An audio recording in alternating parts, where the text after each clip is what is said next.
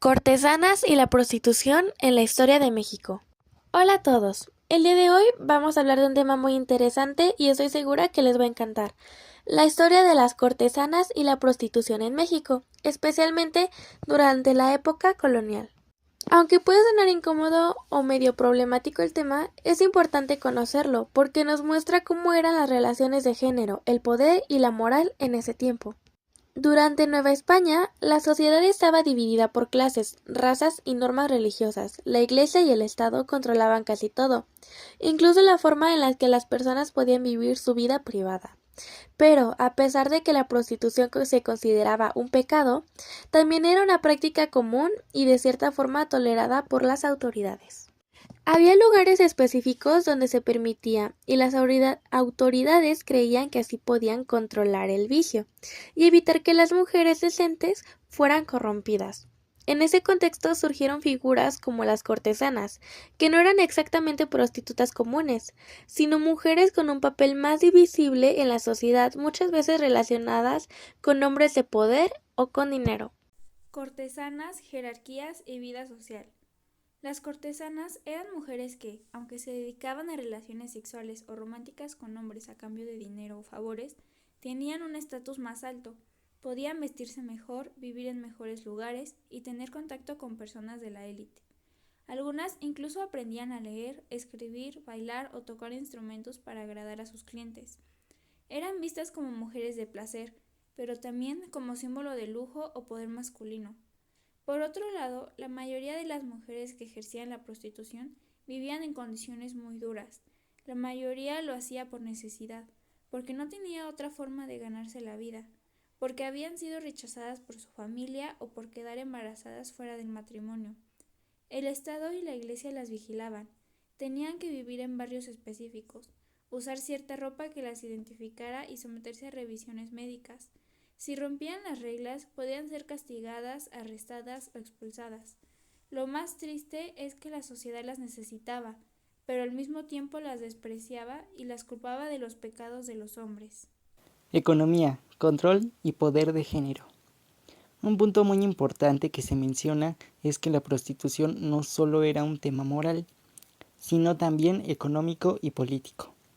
Durante el periodo colonial, muchas mujeres dependían totalmente de los hombres, de sus padres, hermanos, esposos o patrones.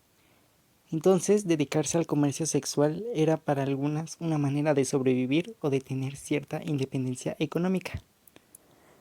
El Estado lo sabía.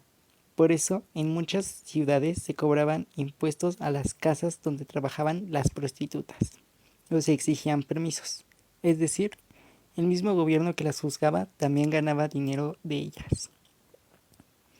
Además, las cortesanas más reconocidas podían tener influencias.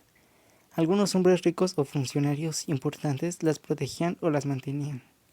A veces incluso podían decidir con quién relacionarse.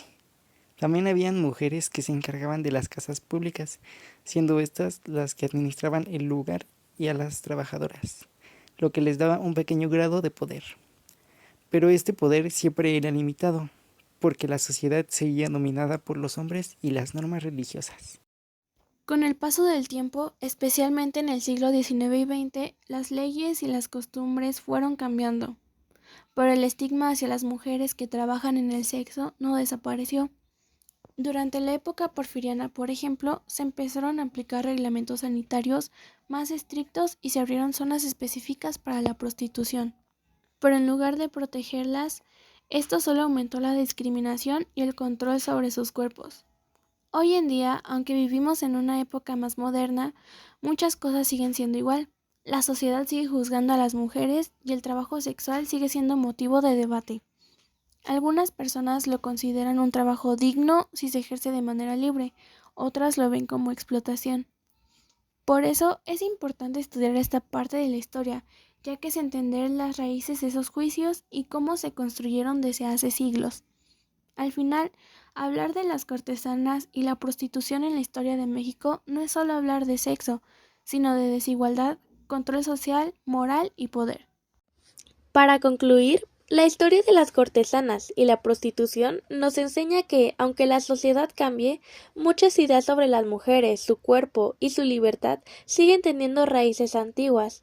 Las cortesanas fueron parte de una sociedad que las condenaba, pero que también las usaba, que las marginaba, pero dependían de ellas.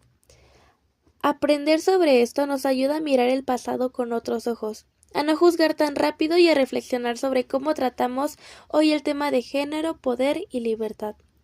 Pero hasta aquí el video de hoy y muchas gracias por su atención y nos vemos luego.